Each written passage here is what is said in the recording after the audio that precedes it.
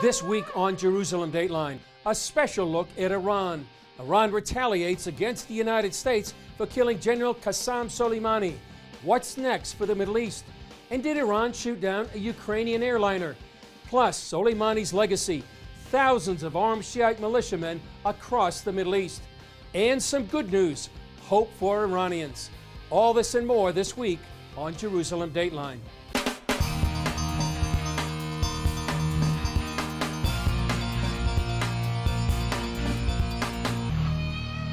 Hello and welcome to this edition of Jerusalem Dateline. I'm Chris Mitchell. From Tehran to Washington and around the world, nations are still dealing with the aftershock of one of the most potentially explosive events in recent history, the killing of Iran's number 2 leader, Qasem Soleimani, with many asking what comes next. CBN senior international correspondent Gary Lane brings us this report. Western officials now say it's highly likely that Iran was responsible for shooting down a Ukrainian passenger airliner late Tuesday, killing all 176 people on board. The crash occurred just hours after Iran launched a barrage of missiles against U.S. air bases in Iraq. This video shows the moment the Boeing 737 was struck by a missile. An Iranian resident recorded video of the moment the plane crashed to the ground outside Tehran. Iranian media is broadcasting CCTV video that shows debris on fire streaking past the camera. The evidence indicates that the plane was shot down by an Iranian surface-to-air missile. Western intelligence officials say it's likely the Iranians fired off the anti-aircraft missile because they mistook the Ukrainian passenger plane for a possible U.S. fighter jet. Iran has invited officials from Boeing, the U.S., and Canada to investigate, but the U.S. may not want Americans to go to Iran with tensions so high. Just hours after the crash, Iran had cleared all evidence of the accident from the crash zone. The black boxes have been recovered, but it remains unclear if Iran will turn them over to Western investigators. Meanwhile, back in Washington, the House passed the War Powers Resolution, which says the president must inform Congress before taking further military action against Iran. Only 3 Republicans voted for the measure, 8 Democrats against. The resolution is not law, it's non-binding, simply a sense of the House resolution that requires no presidential signature. But House Speaker Nancy Pelosi says the measure has real teeth. She says Trump endangered the lives of American diplomats and service members when he ordered the strike that killed Iranian Quds Force General Qasem Soleimani. The president to say, I inform you by reading my tweets. No, that's not the relationship that our founders had in mind. Pelosi and other Democrat leaders are upset because the president did not inform them prior to taking action against Iran. At a rally in Toledo Thursday night, the president said he had good reason not to tell them about it. You know, these are split-second decisions. You have to make a decision. We didn't have time to call up Nancy, who is not operating with a full deck. The resolution passed after Trump said Soleimani was planning to blow up our embassy in Iraq. Gary Lane, CBN News. With accusations flying, supporters of the strike that killed Soleimani say it's important to remember the current round of trouble began when an Iranian-backed militia attack on a U.S. facility in Iraq that killed an American contractor. Here's a look at how the major events have continued to unfold. After days of mass ceremonies, mourners prepared for the burial of Qasem Soleimani. The crowds were so large at one ceremony that at least 40 died in a stampede. And then came the Iranian response. Iran called the missile attack Operation Martyr Soleimani and fired the surface-to-surface missiles at 2 U.S. military bases, one near Erbil in Kurdish Iraq and the other in Iraq's Anbar province at the Ain Assad Air Base, which President Trump visited in 2018. Iran's supreme leader called it a slap in the face to the U.S. And Iran's foreign minister, Javad Zarif, tweeted, Iran took and concluded proportionate measures in self-defense. And he added, we do not seek escalation of war, but will defend ourselves against any aggression. After the attacks, President Trump tweeted, all is well. Missiles launched from Iran at 2 military bases located in Iraq. Assessment of casualties and damages taking place now. So far, so good. And on Tuesday, he said it wouldn't be good for the U.S. to leave Iraq. Well, I think it's the worst thing that can happen to Iraq. If we leave, that would mean that Iran would have a much bigger foothold, and the people of Iraq do not want to see Iran running the country. That I can tell you. So we'll see how it all works out. Secretary of State Mike Pompeo defended the decision to kill Soleimani. We could clearly see we're continuing efforts on behalf of this terrorist to build out a network of campaign activities that were going to lead potentially to the death of many more Americans. It was the right decision. We got it right. Even after Iran's retaliations by its military, there's still concern about Iran's proxies. It's been Iran, through its proxies, and it has consistently escalated this in terms of the size, scale, scope of their attacks. And those proxies in the region are extensive. They include Hezbollah operating in Lebanon and Syria, plus the Houthis in Yemen. In addition, Iran has a number of Shiite militias like Hashd al-Shaabi inside Iraq. We've also learned that the Mahdi army has been reactivated by the infamous Shiite Iraqi cleric Muqtada al-Sadr.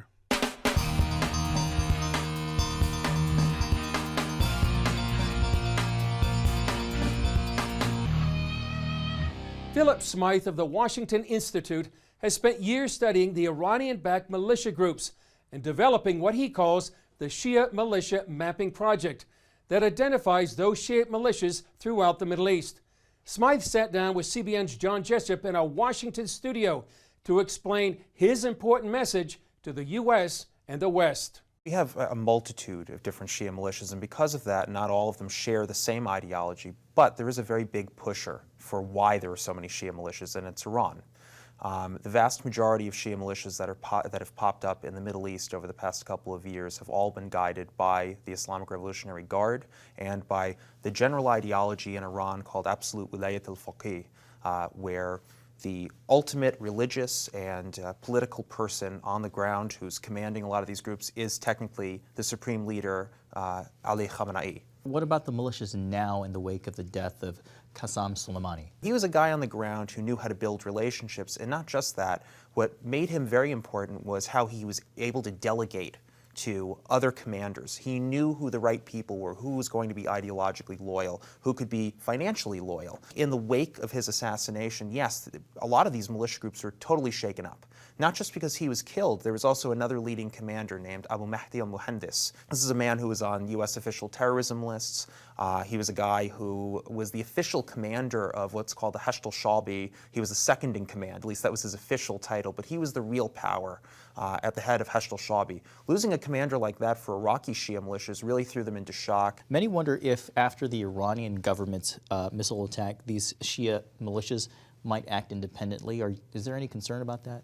There's a lot of concern about that, and there were certain sentiments that were out there that they may try to act on their own. But I mean, the more I look at it, if you look at how they have operated in the past few days, and actually in the past few months, they understand who butters their bread, and that's the Iranians, and they don't want to step out of line. But the other interesting thing is the Iranians have also covered their bases on this too. They had Sayyid Hassan Nasrallah, who is the Secretary General of Lebanese Hezbollah, come out and say, oh, well, we're going to have autonomous responses depending on what each nation's group wants. That has a very powerful propagandistic message, but also it's aimed for messaging against the West as well. When you look at it, it kind of reaffirms a non-existent sentiment they have that, oh, these are nationalist groups that are looking out for their own. If Iraqi groups want to retaliate for Abu Mahdi al-Muhandis, well, they're within their right to do so. But that's not actually how this works.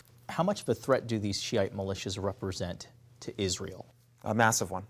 This is the tip of the spear for the Iranians in terms of fighting the Israelis. What can be done to defeat these militia groups? I hate to be the cynic here, but very little. You would have to really tie back to what are we doing about the Islamic Revolutionary Guard Corps? What are we doing about the ideology? What are we doing in terms of containing Iran? These are, and I say this all the time, they are the spear point for the Iranians. We talk about their nuclear weapon and the nuclear threat that's coming out of Iran, but this is the real nuclear weapon on the ground. This is what affects change in the region. This is what's kept dictators in power that the Iranians have wanted. For instance, Bashar al-Assad. It's the Shia militias that supported him. How do they control Lebanon? Lebanese Hezbollah. How do they cause problems for the Saudis, the Houthis? How do they cause problems for the Israelis? Through other militia proxies. it's not going away. They will wait for a time and place when it works for them for responses. They'll do things over time. It makes sense to them because they operate on their own plane. And if we don't respect that or have any understanding of it, or just think of them as if they're some kind of group that's coming out of a Georgetown textbook, and not respecting kind of the culture that they are coming from or from their line of thinking, then it creates an even bigger problem. You have an ideology that ties them all together, and also, they're viewing this as, well, we're fighting alongside co-religionists for a true cause. I often drop this line. It's a lot like a Hebrew National ad. We answer to a higher power. That's essentially how these guys work. They actually believe they're doing the bidding of Imam al-Mahdi on earth before he returns in kind of their theocratic and theological sense. And Khamenei is leading that charge. Bottom line, what do Americans need to know about Shiite militias? Why should they care? Well, they should care because these groups have been consistently threatening the United States and its interests in the region. And ideologically, they hold that the United States needs to not only be out of the region, but religiously speaking, they view the United States as what they call Shaitan al-Akbar, or the greatest Satan. And that's a true belief that many of the hardcore ideologues hold. And this is something that, in Tehran, where you have Khamenei, he truly believes that. The IRGC truly believes that. That means they want to take American lives when they view it as strategically advantageous. So that's something we're going to be dealing with. Philip Smythe with the Washington Institute, thank you so much for being with us. Thank you.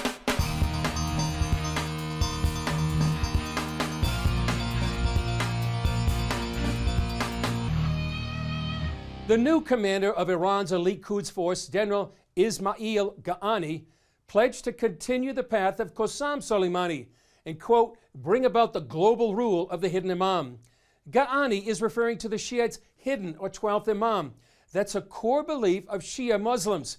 Here's a story that CBN's George Thomas did about the end of the world beliefs of many of Iran's leaders. He did it several years ago during the time of former Iranian President Mahmoud Ahmadinejad.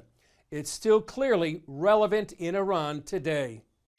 To trace Ahmadinejad's messianic and end-time beliefs, you have to go to a mosque in the small village of Jamkaran, tucked in a corner of Iran. Behind this mosque, there is a well, and according to Ahmadinejad and millions of Shiite Muslims, out of this well will emerge one day their version of an Islamic savior.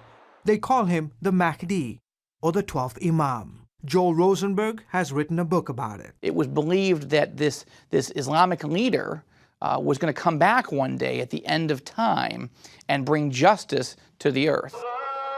Tens of thousands of Muslims visit the sacred well each night. The opening of the well is covered by a green-like metal box to prevent people from jumping in.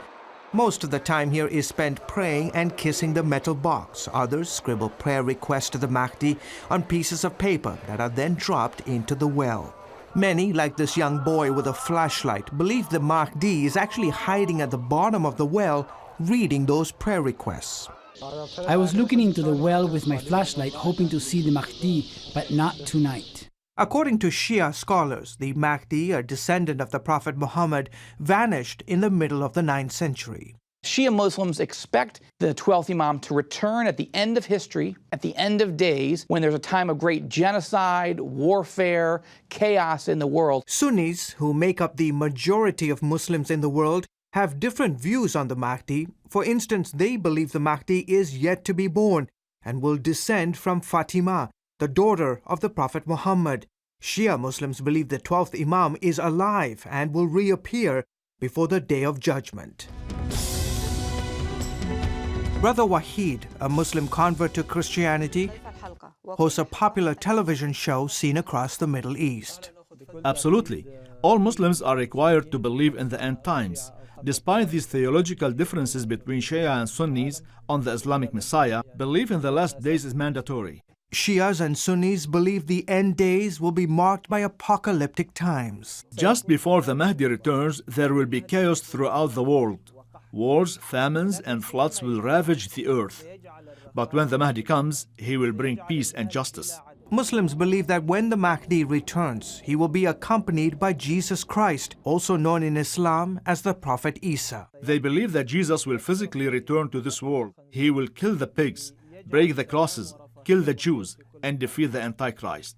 But until that day comes, Ahmadinejad, who sees himself as a kind of John the Baptist figure, is telling the world to prepare. He believes the end of time is near, that the Islamic Messiah is coming, and the way to accelerate or hasten the 12th Imam's arrival and reign on earth is to destroy Judeo-Christian civilization as we know it.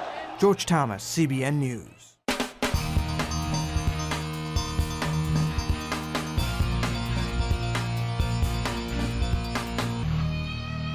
Christians are among the most persecuted religious minority group in Iran today, especially those who convert from Islam to Christianity. They face even more scrutiny. Now one television channel operating from multiple secret locations is beaming messages of hope directly into the Islamic country. George Thomas has the exclusive details. Take one. These are very busy and exciting times at Mohabbat TV as it carries out its mission of broadcasting Christianity into Iran. We're seeing a huge number of Iranians who are reaching out to our channel. Mike Ansari oversees the popular channel. Since 2006, they've been beaming Christian programs via satellite to Middle East, Europe, and parts of Asia. But for Mohabbat's cast, crew, production, and office staff, their main focus is the Islamic nation of Iran. Many of our viewers that are contacting us from Iran, they claim that Islam has not delivered to their expectations. So when they turn the channel on and see Mohabbat TV, they hear a new message of Jesus, of forgiveness, of love, of acceptance. Nazanin Bahastani manages the phone call center operations for the channel. Persians are really thirsty for the truth. They want to know that who is this God that we talk about? Who is this Jesus? Is he real or is just a prophet? To answer those and many other questions, the channel has deployed Farsi-speaking Christian counselors in different time zones around the world. Behastani says they take on average between 8,000 and 10,000 calls a month from Iranians. That's when, we open the subject, we preach the gospel, and so many give the heart. So many receive him. But producing Christian programs for Iran is not without its challenges. You see, the bulk of Ansari's productions for the channel are done outside of Iran from multiple secret locations for safety and security reasons. Our channel and our signals are getting jammed on a daily basis. It is true that the phone calls are being monitored and people who try to contact us may get persecuted from time to time. In June 2011, a Christian man's house got raided by Iranian authorities as he was on the phone with a Mohabbat counselor. This is an audio recording of the conversation between the phone counselor and a member of the Iranian secret police as he tells the story of what happened when he broke into the house. It has never been released to the public until now, exclusively on CBN News.